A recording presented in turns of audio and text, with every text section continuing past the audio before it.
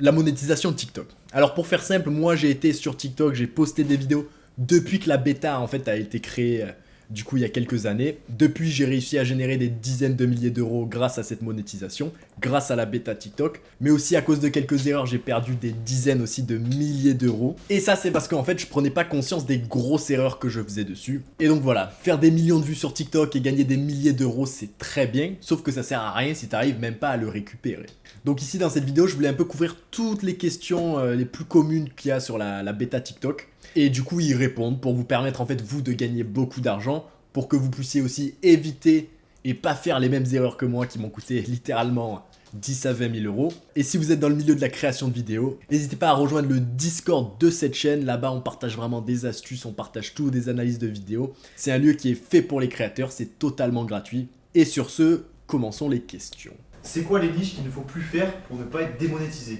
Alors au début de la bêta, vous avez probablement entendu des mecs qui ont fait des milliers, vraiment des dizaines de milliers d'euros grâce à des morceaux de documentaires qui postaient sans aucune coupe. Vous avez probablement entendu des gens qui ont des comptes avec, où ils font des faux messages SMS qui font des millions de vues. Et tout ça, c'était des niches qui rapportaient de l'argent au début de la bêta TikTok.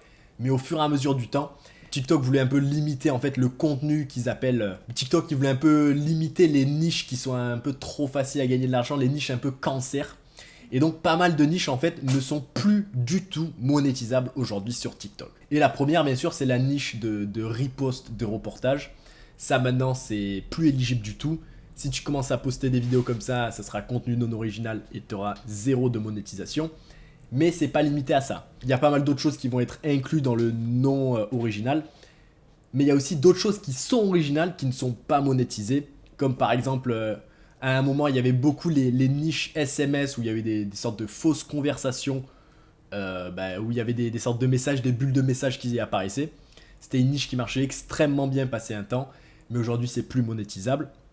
Pour cause de problèmes de sécurité, ce qui veut un peu tout et rien dire. Mais en gros, si tu fais ce style de vidéo, ça marche plus. Tout ce qui est enchaînement d'images un peu fixe, ça passe plus. Tout ce qui est histoire Reddit, reposté, ça marche plus. Et généralement, voilà, si vous voulez durer sur le long terme sur TikTok, il faut créer du contenu, on va dire, classique, du contenu soit où tu parles, soit du contenu où tu testes des choses, du contenu, peut-être du contenu où tu fais de la cuisine, mais si tu veux vraiment durer sur le long terme sur TikTok, il faut faire du contenu original, du contenu classique. Et si tu le fais pas, ça peut marcher quelques mois où tu peux gagner un peu d'argent grâce à la bêta TikTok. Mais au bout d'un moment, TikTok, ils vont en fait empêcher la monétisation sur ce type de contenu. Et donc, dans tous les cas, il faudra changer et transitionner vers du contenu plus original. Donc, autant sauter toutes les étapes d'échec et directement commencer avec du contenu original. Et si c'est quelque chose que vous voulez faire, et ben, du coup, dans le Discord, on va pouvoir vous aider. Alors, ensuite, on a eu des changements de bêta le 11 novembre, donc très récemment. Et dedans, il raconte que beaucoup du contenu qui était monétisable avant ne le sera plus, comme tout ce qui est contenu React de vidéo, contenu collage aussi, tous les comptes, et plus généralement, là je fais quelques tests moi avec mes plusieurs comptes TikTok, mais ce que je vois, c'est que les contenus en gros où tu parles un peu toute la vidéo, ça c'est encore bon. Ceci dit, les contenus où tu montes des extraits, les contenus où il y a en gros une période de vidéo où tu ne parles plus, où tu montes quelque chose qui n'est pas spécialement, on va dire, à toi, eh bien ce type de contenu ne va plus se faire monétiser. Et si toi tu fais des vidéos où tu utilises des extraits, d'autres choses, etc., soit tu vas te faire supprimer, soit ton RPM va baisser à 10 centimes. Et si ton RPM baisse à 10 centimes, essentiellement, TikTok est moins bien monétisé que les YouTube Shorts, ce qui est quand même une barre plutôt basse. Voilà, passons à la prochaine. C'est quoi les erreurs pour ne pas se faire disqualifier? Alors il y a beaucoup de moyens de ne pas se faire monétiser, mais les grands moyens c'est 1. Utiliser que du contenu qui n'est pas à toi. Deuxièmement, si tu utilises TikTok, il est très très sensible au sang. Donc s'il y a quelques gouttes de sang, s'il y a un petit peu de sang qui est visible, sur pas mal des autres plateformes ça va passer sans problème. Sur TikTok ça va pas du tout passer sans problème. Et ensuite, bon, si tu fais l'apologie de, j'ai pas envie, enfin, du terrorisme, l'apologie de la violence, si tu parles, si tu fais du harcèlement, si tu fais des choses, bon, voilà, clairement pas bien, ça non plus, ça ne sera pas monétisé. Et ensuite, si vous faites des vidéos sur les sports de combat, il est possible, ça arrive relativement souvent que votre vidéo peut se faire disqualifier pour contenu choquant, ce qui est un peu bête vu que c'est, on va dire, des activités qui sont encadrées sous la supervision de professionnels, donc en théorie ça devrait marcher. Ceci dit, les combats trop violents peuvent aussi se faire disqualifier, donc il faut faire gaffe à ça. Moi, c'est un problème que j'ai eu quelques fois, notamment avec 2-3 vidéos qui avaient bien marché, j'avais un petit peu le seum. Comment réagir face à une disqualification? Donc quand vous commencez à faire des vidéos sur TikTok, que vous êtes monétisé, une fois de temps en temps, en fonction des niches, ou soit ça, soit régulièrement, vous allez avoir des vidéos qui se font disqualifier. Et une fois que votre vidéo s'est fait disqualifier, ça peut être non original, contenu violent, etc. Eh bien, vous avez une option de contestation. Et en fonction du type de disqualification et en fonction du type de contenu que vous faites, il est possible de se faire restaurer, on va dire, une vidéo dans la bêta et se la refaire monétiser. Et déjà, en gros, généralement, les disqualifications de contenu non original, ceci généralement, si tu as fait vraiment un contenu où tu parles et que tu laisses pas un clip pendant 55 secondes sur une minute, si tu as ajouté un peu de la valeur, que tu mets du commentaire, ces vidéos vont probablement être restaurées dans la bêta. Ensuite, si c'est contenu violent, généralement ça c'est beaucoup plus dur à se faire restaurer sur la bêta. J'ai déjà eu consommation d'alcool. Ça c'est... moi on m'a refusé cette contestation sur ce coup-là, ils vont refuser souvent.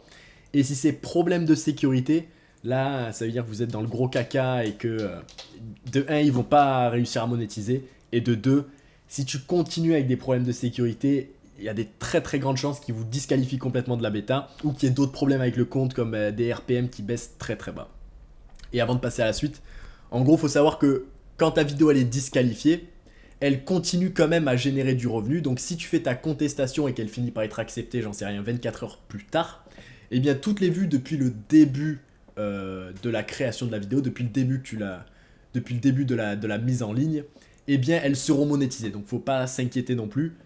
Les vues, même quand la vidéo est encore disqualifiée, si elle est restaurée, eh bien vous allez quand même faire de l'argent sur les vues qui ont été faites quand la vidéo était disqualifiée.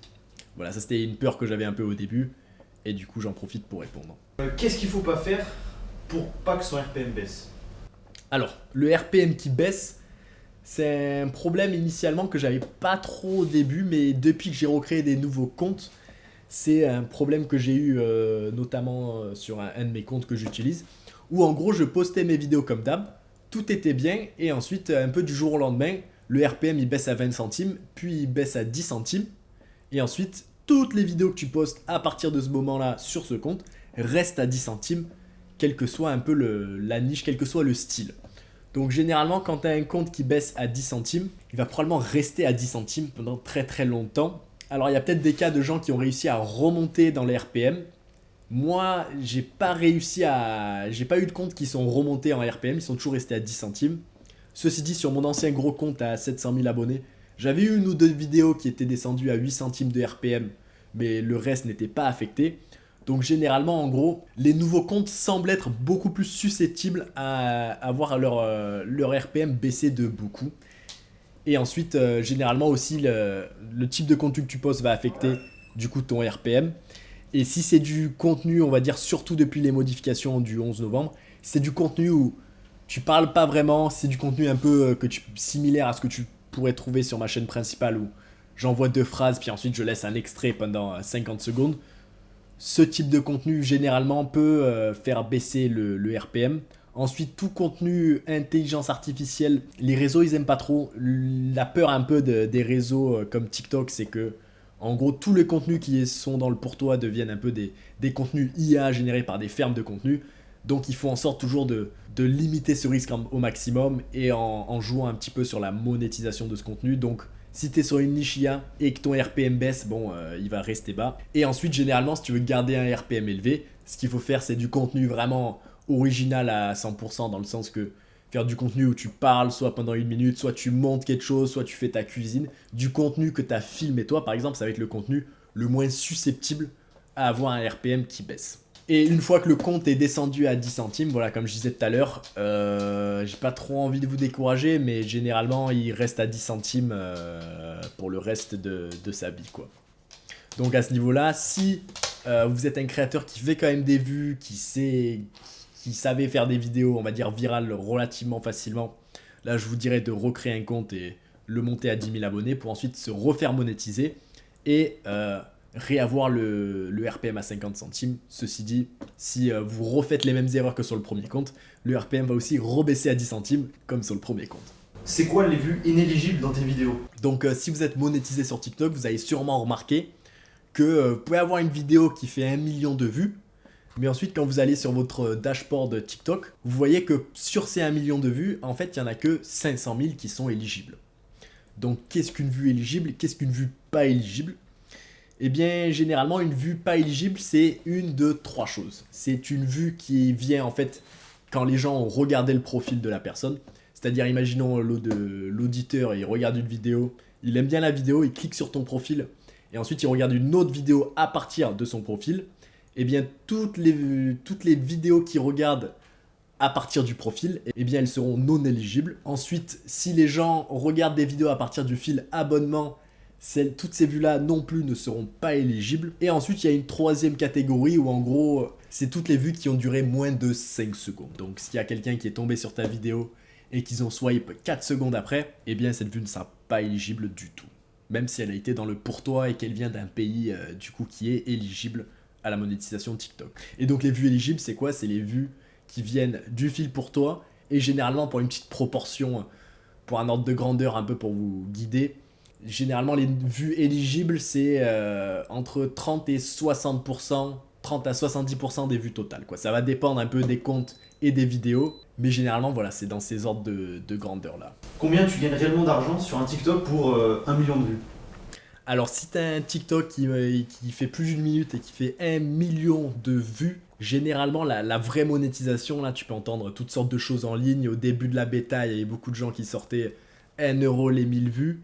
Ensuite, si tu écoutes tous les mecs qui essaient de vous de vendre des niches, ou j'en sais rien sur les réseaux, ils disent entre 10 centimes et 1 euro les 1000 vues. La réalité, c'est que sur la majorité des posts, votre RPM sera probablement à, du coup je fais le calcul, 1 million 2, 350 euros. Ça fait en gros un quart, 25 centimes. Voilà.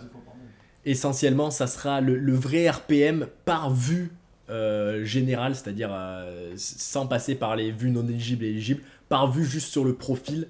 Ça sera entre 20 et 25 centimes par 1000 vues, si tu as de la chance, sachant que certains posts vont avoir beaucoup plus faible. Et voilà, 20 et 25 centimes si tu t'en tires à peu près bien, quoi. Si tu t'en tires à peu près bien, et si tu as un RPM entre 50 et 60 centimes, quoi. Donc c'est moins que ce que les gens pensent. Ceci dit, c'est on va dire 3 fois plus que YouTube, donc c'est quand même ça, quoi. On crache pas dessus. Et si tu arrives à faire beaucoup de vues, ça va faire de l'argent. Donc pour 1 million, là j'avais un post qui avait fait 1 million 2 avec un RPM à 60 centimes et il m'a rapporté 360 euros. Donc voilà, 25 centimes à peu près. Comment déclarer tes revenus quand tu gagnes de l'argent sur TikTok? Alors comment déclarer les revenus? Alors je sais gagner l'argent, c'est toujours la meilleure partie. Ensuite déclarer les revenus, c'est la pire partie de travailler sur les réseaux. Et en ce moment en ligne, t'entends un peu tout et n'importe quoi. T'entends des gens qui disent qu'il faut rien déclarer. T'entends des gens qui disent qu'il faut déclarer le moindre centime. Et c'est qui a raison? Et bien malheureusement, c'est les gens qui disent qu'il faut déclarer le moindre centime, quoi. J'ai déjà entendu plusieurs fois qu'il faut rien déclarer en dessous de 10 000 euros. Au meilleur de ma connaissance, c'est pas du tout le cas, quoi. Tu peux avoir des pépins fiscaux si tu fais ça.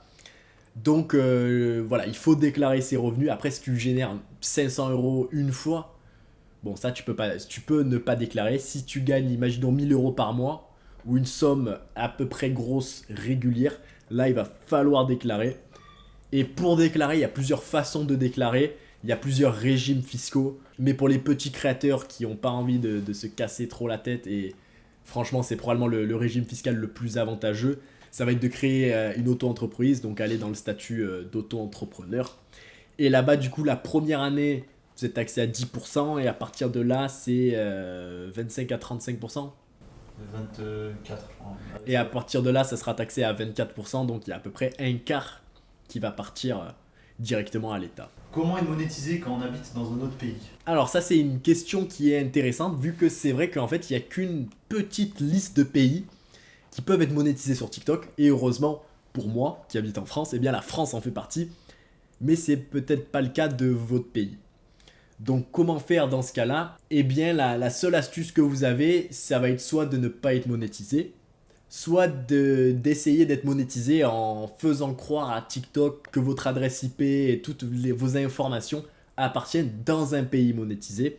Donc pour faire ça, certaines personnes ont réussi, moi j'ai jamais essayé, donc je peux pas vous le dire, je parle pas du tout d'expérience, mais si vous utilisez un VPN, ça peut aider. Si vous utilisez une carte SIM du pays où vous souhaitez vous faire passer, ça aide. Et si vous réunissez les deux et que vous avez une carte SIM française et que le VPN il est en France, il y a des grandes chances que vous puissiez être monétisé. Ceci dit, je rappelle, moi j'ai très peu d'expérience avec ça, donc je suis pas la référence non plus, mais en réunissant ces deux choses-là, vous pouvez probablement contourner les limitations de votre pays.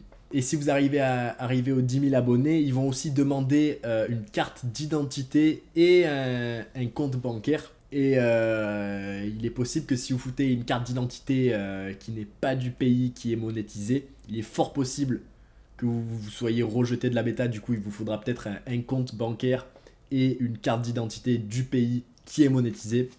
Ceci dit, sur ça, je suis pas sûr, mais voilà, TikTok va vite voir, TikTok automatiquement, il va savoir d'où vient le compte bancaire, où il se trouve et d'où vient la carte d'identité, quoi. Donc, ça me semblerait étonnant qu'ils voient, imaginons que c'est une identité camerounaise et qu'ils se disent, bon, c'est bon, il va se faire payer comme un Français, quoi. Voilà, ceci dit, voilà, moi j'ai pas eu ce problème, donc je peux pas trop vous dire en détail, quoi. Mais il semblerait qu'il y ait des techniques pour contourner. Et si vous souhaitez du coup réussir à gagner votre vie en fait en vivant de votre passion à partir de votre chambre, eh bien vous pouvez rejoindre mon école de création de contenu.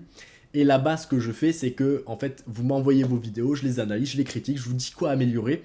Et si vous améliorez ces choses-là, essentiellement, vous êtes garanti de faire des vues, puisque les techniques que je vais vous donner, c'est les mêmes que j'ai appliquées sur mon compte qui fait 150 millions de vues par mois rien que sur YouTube. Et pour vous citer quelques exemples de personnes dans mon école, et pour vous donner un exemple, il y a une des chaînes avec qui j'ai travaillé qui s'appelle Le Rêveur qui avait posté une vidéo qui était pas mal, qui a fait 200 000 vues. Ensuite, il me l'a envoyé, je lui ai dit de faire des modifications pour dire plus les optimiser, créer le max de dopamine. Et quand il a reposté la vidéo, aujourd'hui, elle a plus de 3,5 millions de vues, alors qu'essentiellement, c'est la même vidéo. Ensuite, j'ai eu un autre cas très récemment où c'est quelqu'un qui m'a envoyé une vidéo qui a fait 200 vues d'un interview de Mike Tyson. Je lui ai dit quelques modifs à faire, il a reposté exactement la même vidéo avec les modifs. La vidéo a fait 100 000 vues sur TikTok comme ça. Et c'était une vidéo de plus d'1 minute. Et les modifs étaient vraiment toutes petites, quoi. Donc voilà, tout ça pour dire que si vous voulez faire des vues, si vous voulez vivre de votre passion, rejoignez l'école. Et sur ce, à la prochaine.